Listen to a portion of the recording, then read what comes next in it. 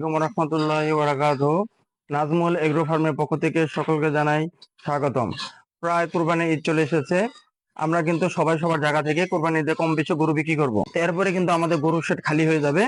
এরপরে আবার কিন্তু আমরা নতুন গরু কিনবো। তখন কিন্তু আমরা অনেকে চিন্তা করে যাই যে আমরা কি ধরনের গরু ক্রয় করব। আমার নিজস্ব ব্যক্তিগত অভিজ্ঞতা এবং পরামর্শ রয়েছে।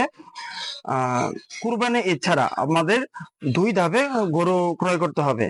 যদি কুরবানি ঈদ ছাড়া শুধুমাত্র আমরা মাংস উৎপাদনের জন্য গরু পালন করে থাকি, তাহলে কিন্তু আমাদের ক্রস ফ্রিজিয়ান জাতের যে গরুগুলো আছে এগুলা কিন্তু আমাদের ক্রয় করতে হবে, কারণ এগুলা কিন্তু অল্প খাদ্যে অধিক পরিমাণ দ্রুত পরিমাণে মাংস ধরে।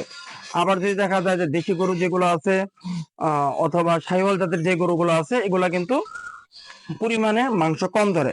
কিন্তু যদি কুরবানি ঈদের জন্য আমরা পালন করি তাহলে কিন্তু আমাদের অবশ্যই শাহিওয়াল অথবা দেশি জাতের গরুগুলো কিন্তু আমাদের ক্রয় করতে হবে। কারণ কুরবানি ঈদে গরুর মাংসের তুলনায় কিন্তু আমাদের পছন্দটা বেশি থাকে। আগে গরুটা পছন্দনীয় হতে হবে। তো এদিক দিয়ে আমাদের আসলে খেয়াল রাখতে হবে যে আমরা সারা বছরের জন্য ফ্রিজিয়ান গরু ক্রয় করব, এবং যেগুলো গরু মাংসে ধরে বেশি পরিমাণে মাংস ধরে ওইগুলো গরু আমরা ক্রয় করব, পালন করব এবং বিক্রি করব। কিন্তু শুধুমাত্র কুরবানি ঈদের জন্য কিন্তু আমরা শাহিওয়াল এবং সুন্দর জাতের দেশি গরুগুলা কিন্তু আমরা ক্রয় করতে পারি। তাহলে এগুলো কিন্তু আমরা খুব সহজেই বিক্রি করতে পারবো। তো এটা সম্পূর্ণটা ছিল আমার ব্যক্তিগত মতামত, এবং আপনারা আপনাদের এলাকা ভিত্তিক ভাবে এলাকায় কি ধরনের গরুর চাহিদা বেশি এটা আপনারা খুব ভালো জানতে পারবেন।